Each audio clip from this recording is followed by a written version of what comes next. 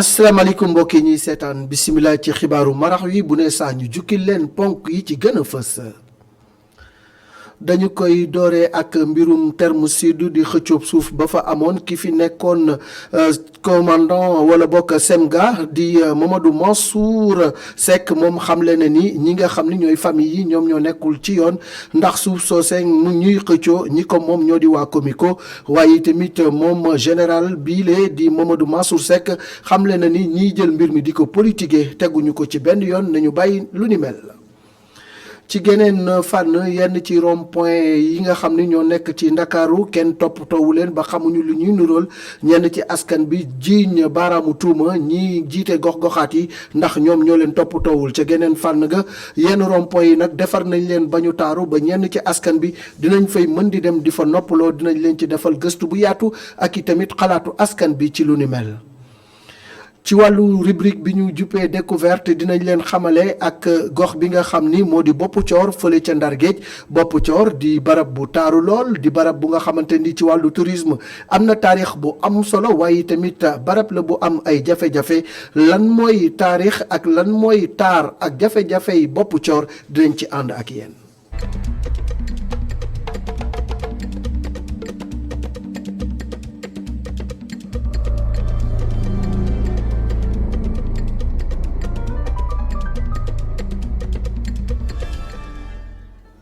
coowal suuf la am ca terme sud ki nga xam ni moo fi nekkoon chef d'état-major général des armées di Mamadou Mansour Seck xamle na ni juróom-ñaar fukk ak juróom-ñeenti famille militaires yi nga xam ni ñoo yëkkati woon coow li nekkuñu ci yoon leneen li nga xam ne xamle na ko moo di suuf soose waa Comico ñoom ñoo ko moom itamit rafetluwul benn yoon ñenn ci askan bi di jël jafe-jafe ya am ca terme sud di ko politiquer ñu déglu ci Aminata Ba ak Souleymane Mbengue reportage.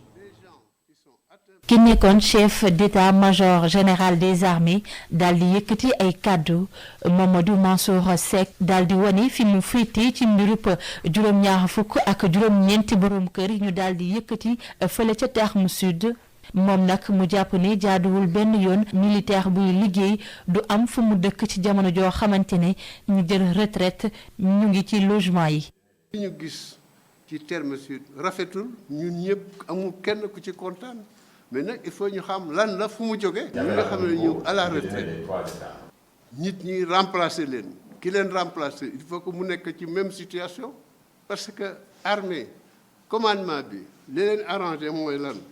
moo xam ne bu fekkee ne 2 heures du matin parce que armée du nelaw normalement parce que sécurité dëkk bi 24 heures sur 24 heures bon nag bu ñu jëlee alerte il faut que ñi doon soldat fu ñu ne. ñu ramasser leen le plus rapidement possible pour que opérationnel li nga téye mooy logistique mooy logement mooy intendance mooy médecin mooy le truc comme ça loolu yëpp ñoo ànd dëkk yëpp noonu la def noonu la àddina di def pour am armée boo xam ne armée républicaine. moom nag muy sàkku ci acteurs yi ñu bañ a dugal wàllu politique ci bile affaire. ñi nga xam ne ñu bañ koy def affaire politique ci affaire armée. loolu baaxul parce que armée aussi dafa am moral bu fekkee dañ koy encourager noonu lay gën a mën a def liggéeyam. coopération militaire de construction daal di yëkkati juróom-ñaar fukk ak juróom-ñeenti borom kër yi nga xamante ne ay militaire lañu woon ñu doon dund ca terme sud ay at ak léegi moom chef d'état-major général des armées mu jàpp ni bile dogal moo gën. te dina tax ba waa Comico daal di jël seeni suuf daal di koy jox corps professionnel am bi bu ci mel ni militaires yi gendarme yi ak ñeneen. atelier yi ñu jagleel waajal lii di xaymap li ñuy tuddee code minier ñi ngi ko doon amal ubbite gi nag mi ngi amoon ci teewal Mohamed Boun Abdallah Dionne ci ñeenti fan dinañ ko càmbar xool tolluwaay bi waaye tamit xool nuñ koy joyante ak lan lañ ca war a yokk loolu nag ki nga xam ne moom moo ci indi ay leeral mooy Roselyne Mbaye mooy directrice des mines et de la géologie ci micro Babacar Seck. atelier préparatoire forum bi ñu war waaj a def ci mois de novembre. sur le bilan d'étape maanaam xayma code bu bees bi ñu fi teg depuis 2016 naka la avancé ndax am na ay rëkk-rëkk ndax am na loo nga xamante ne jar nañu gën ko renforcer wala loo xamante ne jar nañu changer ko ci donc moo tax ñu woo woon acteurs yëpp muy société civile maire yi société minière yi ñëpp ñu yëngu ci secteur bi ñu toog ñu waxtaan xayma tamit code bi code 2016 bi ni muy doxee depuis lors. waa li ndorteel bi la am na 6 ateliers thématiques fii ba vendredi dañuy liggéey ci thèmes yu bëri yu jëm ci fonds yi nga xamante code minier bi def na ko fi depuis 2016 fonds yuy jàppale gox-goxaat yi fonds yi jàppale développement local ak fonds yi jàppale secteur minier xool aussi environnement des affaires naka la investisseurs yi duggee ndax loi yooyu yëpp permettre na secteur bi dox ni mu waree xool aussi nationaux yi ñi nga xam ne ci dëkk bi lañ dëkk am seen société naka la ñu mën a duggee ci secteur bi aussi waaye waxtam ci mbirum exploitation artisanale ni ñuy waxee orpaillage naka lañ ko gën a mën a ñoŋale. beneen lël bu nga xamante ni ñi ko amal mooy centre de commerce international lël boobee nag ñi ngi ko jëmee ci wàllu nan la ñuy def ba soxliwaat koom mi ginnaaw bi mu lompoñee ndax lii di coronavirus bi ak itamit lan moo ci war a nekk taxawaayu entreprise yi nekk ci dunu Afrique ñu déglu ci docteur Fallou Samb conseiller spécial du président de la République ci micro Moustapha Gueye ak Cheikh Sall. ndax Afrique def na jéego bu mag a mag ndax juróom fukki réew yi ak juróom yëpp ñu nekk Afrique. booloo nañu daje ni seen jënd ak seen jaay léegi dañ koy def mu nekk benn ni nga xamee ni tey jii bu ku jóge Dakar dem Ziguinchor kenn la laaj ay droit de douane ay l'impôt ak demee noonu noonu ngay nar a def fii ba Afrique du Sud fii ba Égypte fii ba Maroc fii ba Kenya ak fépp mu doon ci Afrique. dafa am ci àdduna ñu nag bu amee nag bala moo war a taxaw te dina taxaw incha allah 1er janvier 2021 at bii di ñëw ñu xool li ñu ci war a joyanti li ñu ci war a càmbar pour que bu boobaa mu nekk njëriñ mais surtout mu nekk njëriñ. jëmee ci ndaw yi jëmee ci jigéen ñi te am nañ yaakaar ni wax dëgg yàlla liggéey bi am na solo ndax bi ñi nga xam ñoo doon daje bi ñu pare def nañ li ñuy tuddee déclaration de Dakar muy maanaam benn xaatim boo xam ne dañ ko jël bind ko jox ko ñëpp ñi nga xam ne ci àdduna bi te jàppale Afrique te jàppale Sénégal booy seet dañu ne mbay mi dañuy jéggaane lu bëri ñun Sénégal ceeb beeg wàllu ay ganaar yeeg wàllu ci wàllu càmm bi lu bëri wàllu meew. dañu jigéen lu bëri loo xam ne am na fi waaye ni ñu ko war a doxalee ni ñu ko war a jooyantee moom moo ñàkk léegi nag ñu mel ni CCI nag ITC ñoom loolu seen xam-xam ci loolu la màcc léegi nag ñoom ñu ngi ñuy jàppale tàmbali ñu ko daañ ko yokk pour que bu ñu ko defee mu ci wàllu mbay mi mu ci wàllu càmm mu ci wàllu napp gi lépp li nga xam daal jàpp nañu fi ne nii ni ñu ko doon jégganante mën naa ñàkk ñu fex na nu ñu koy toogale mu des suñu réew nag. fii ci Ndakaaru yenn ci rond-point yi seen xar kanam soppeeku na ña nga taaru lool ba ñenn ci askan bi dem di fa noppalu ci tàngaay wi waaye nag am na ci rond-point yu nga xamante ni seen melokaan jéggi na dayoo ci ñaawaay ak ñàkk toppatoo ñi nga xam ni ñoo di askan wi di ci joxoñ baaraamu tuuma ñi jiite gox-goxaat yi ñu dal ci ànd ak Aminata Ba ak Moussa Fall.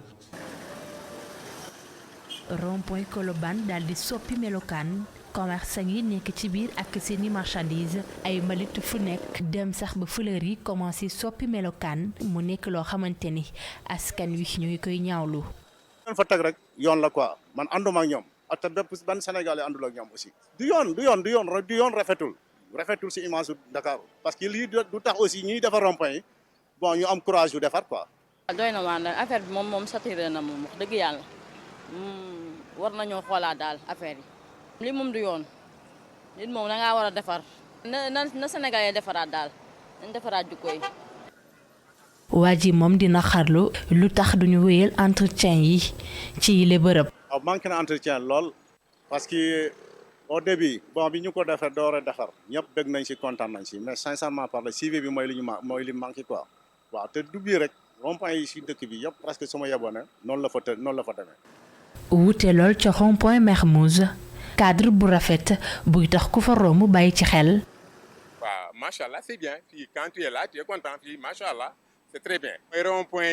yi nekk Dakar moom c'est bien entretenu parce que peut-être y a le paquet après rond-point boo gis ay structure ñoo koy wax rond-point yi daf bokk ci décor yi day faciliter circulation di rafetal gis-gis di yokku taar.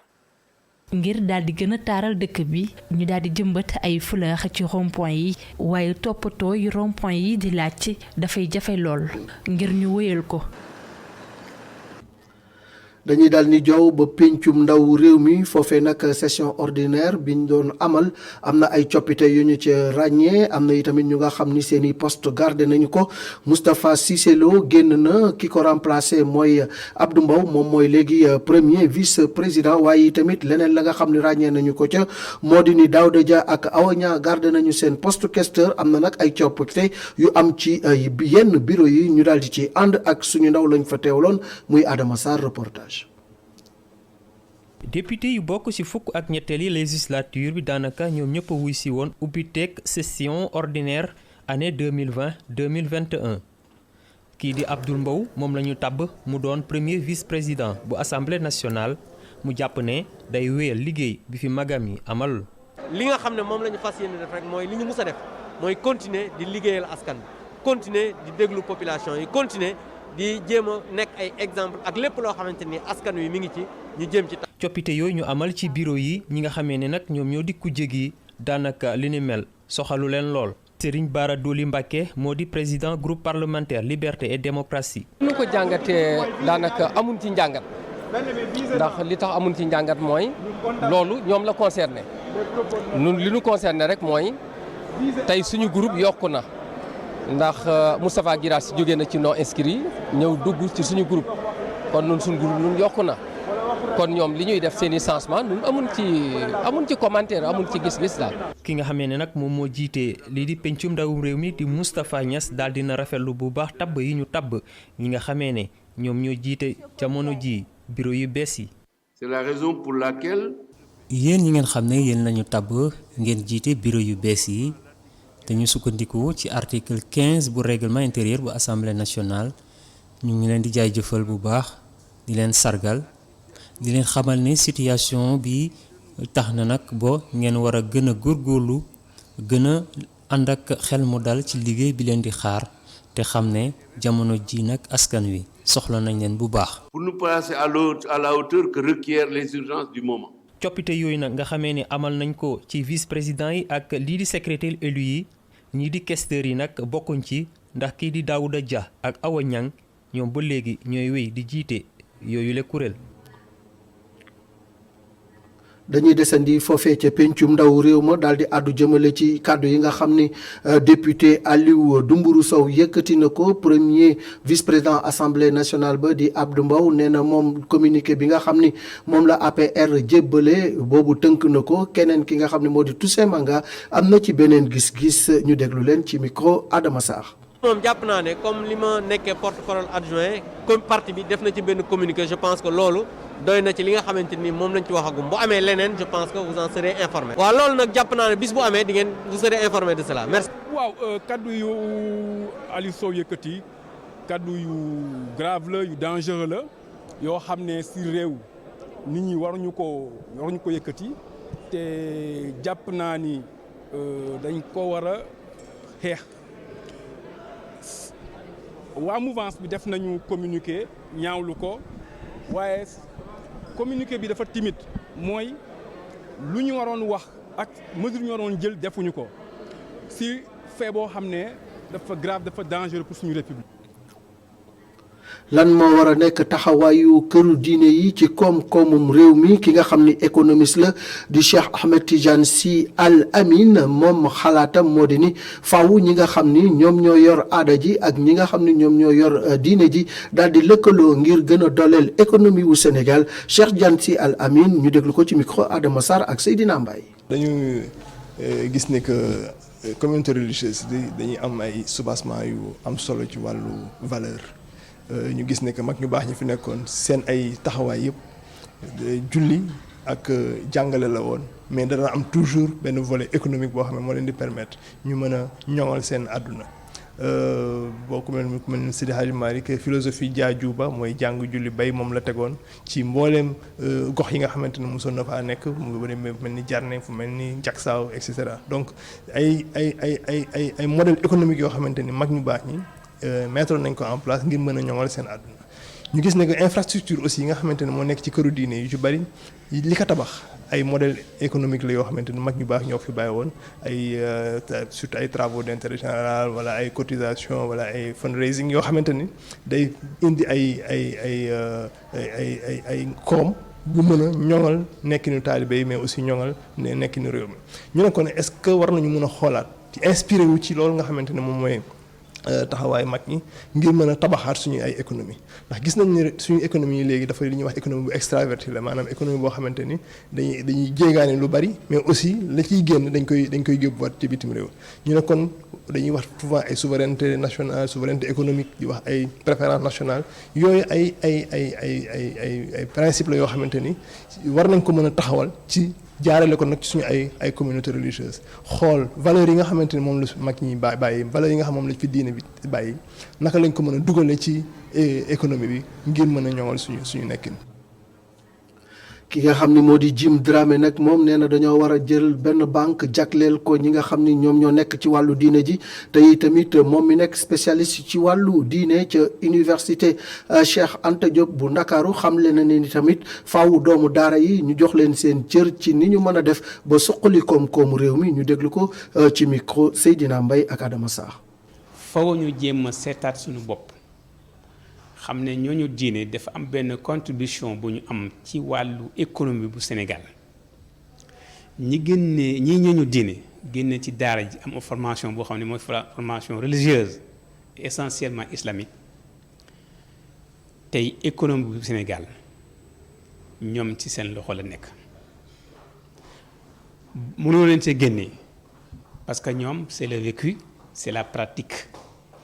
du rek def ay théorie fële dem toog ñoom dañ koy dund ñooñu nag boo leen amee am ñoo xam ne moo leen jiite fexeel li ñu am ci lu baax nga jéem ko jëriñoo pour sa réew tabax benn économie boo xam ne di nekk national fexe ba suñu këru diine yépp lënkaloo ñu jéem a am benn banque nationale boo xam ne sénégalaise la doon suñu xalif xulafaa yi ak ñi jiite yenn kuréel diine association islamique yi ñoom ñëpp bu ñu fa boolee seen doolu ay milliards la banque bu am doole lay doon bu boobaa day tax nit ñi am confiance taalibe yi ne man kat sama sëriñ mu ngi ca banque bële ubbi na fa compte fa lay verser kon man tamit fa lay dem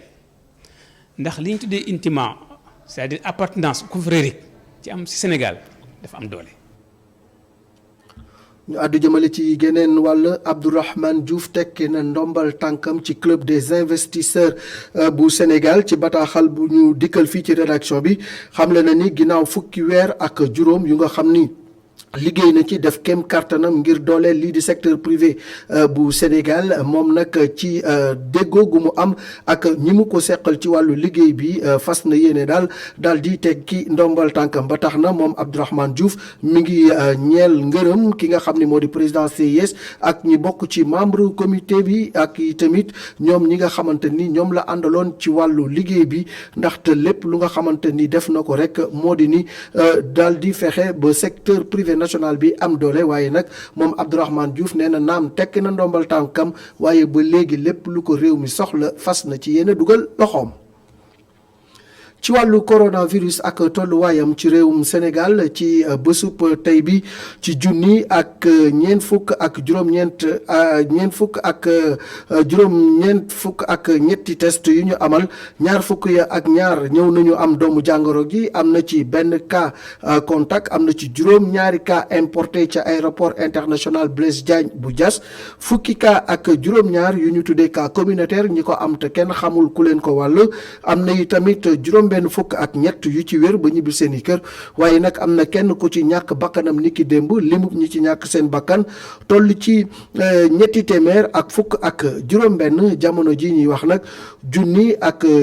ñeent fukk ak juróom-ñaar ñoom i tamit ñi ngi leen di fàcce ci barabu l'hôpital yi ñi ngi leen di sant di leen gërëm ci ànd gi ngeen ànd ak ITV di jaajëfal soxna Ramatulaay ak Gabar ci liggéey bu rafet bi ñu def ba ñu mën a dajale lii ngir jox leen lii di xibaar yi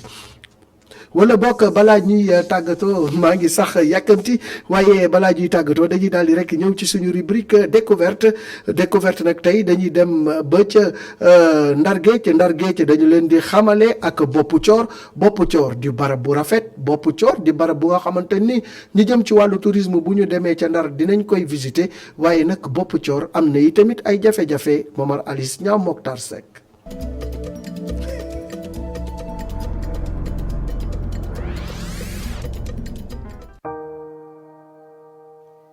Boppu Coor di dëkk boo xamante ni ndox moo ko wër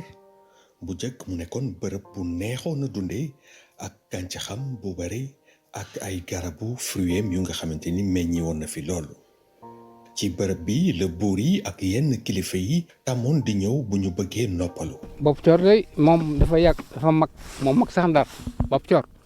moom mag Ndar moom yàgg na Boppu Coor bu jëkk waa Ndar yeeg ñëpp def daañu def fóot seeg yi kenn xamul léegi rek la kii changé noonu mais Boppu Coor dafa yàgg. armeel Boppu Coor moo jëkk nekk armeel si Ndar ndax soldaar yi fii la ñu jëkk maaje fii gis nga xabru bee fii la ñu jëkk defare doju xonq yi muul yi nga xam ne moom lañu moo nekk si Sindoone ba tey nekk si Loodo muul yu ndaw yu xonq yooyu fii la ñu ko daan muulee te itam fii moo jëkk am xorom fii moo jëkk am xorom si Sénégal moo fi jëkk am xorom kon Boppu Coor dëkk la bu nga xam ne dëkk bu yàgg la fii la ñu daan suule fii la ñu daan fóote booba booba robinet amul teen rek a am fii la ñu daan fóote. digganteem ak Ndar ñu xayma ko ci lu ëpp 1 kilomètre boo jaaree ci dex gi Boppu Coor di dëkk boo xamante ni ci ab île la nekk jafe-jafe yi fi nekk bari na loolu moo xam ci ndox mi la ci courant bi ci wàllub wér-gi-yaram askan wi fi yeewoo lu jafe la ñuy dund. amul ndox amul courant amul dara fu ne dem nañu fa partout ba fa papay chef de village bi dund dem nañu soo nekk dem nañu si gouverneur fu ne dem nañu fa maa ngi moom waaye dara sottiwul. buñ ne la ndoxum dex bii ngay gis ñun si la ñuy naan si la ñuy sangu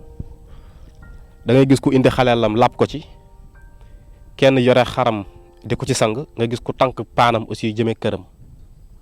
amuñu daal ndimbal daal amuñu ko daal su nu amee ndimbalu ndox daal moo nu gënal lu nu mën am ak salaire daal tubaarkàlla macha allah ngeen dimbali ñu ci lu nu mën am. ci wàllub wér-gi-yaram Boppu Coor dafa feebar. poste de santé bi def nañ ko fi am na léegi presque 10 ans wala 12 ans mais ba léegi fonctionné lul peut-être que li fi état deful moo tax parce que don la woon. jabaru frère bu ma bokkal ndey ak baay ñaari doomam ci biir gaal lañu accouché biñ leen di évacuer fii di leen yóbbu Saint-Louis si biir gaal gi lañu accouché xëy na seen yaay sax presque jëlee na ci benn maladie boo xam ni toujours day soj di saqat te loolu yëpp si foofu la ko jëlee xam nga ni gaal nii amul dara lu ko yiir amul dara mu nekk ngelaw gi yëpp nga accouché noonu xam nga ni loolu metti na. Le village dispose d'une école élémentaire de 4 classes dans un piteux état et ceux qui font le collège et le lycée sont obligés d'aller à Saint-Louis par voie fluviale. période bii nii heure bu ma neex mën naa dem ñëw heure bu ma neex mais bu ñu demee ci kanam tuuti bu hivernage bi jeexee rek dootuma mën loolu noonu des fois élèves yi dañu war a dugg 10 heures mais damay obligé yóbbu leen 8 heures ñu dem toog xaar ba 10 heures parce que su ma xaaree ba 10 heures dañuy tardé wala boobaa moment boobu day fekk marée bi day nekk marée basse duñu mën a dem. Malgré plusieurs promesses des autorités gouvernementales, les populations de Boppu Coor continuent de broyer du noir et espèrent voir les lueurs du jour très prochainement.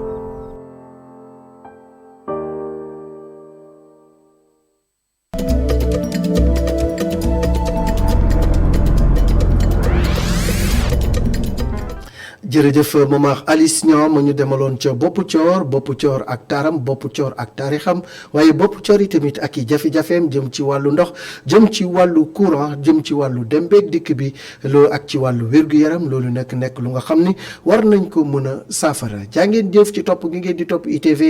bi yoon nag tàggatoo lay doon ñuy jaajëfal Moustapha Gabar Diop mi dajale lépp ba mu yéwén waaye tamit soxna Ramatoulaye mi yéwénal ba ñu mën a jàkkaarloo ak yéen fii di leen jébbal xibaar yu mucc ayib jàngeen jëf ñu bàyyi leen ak Khalifa Jaxate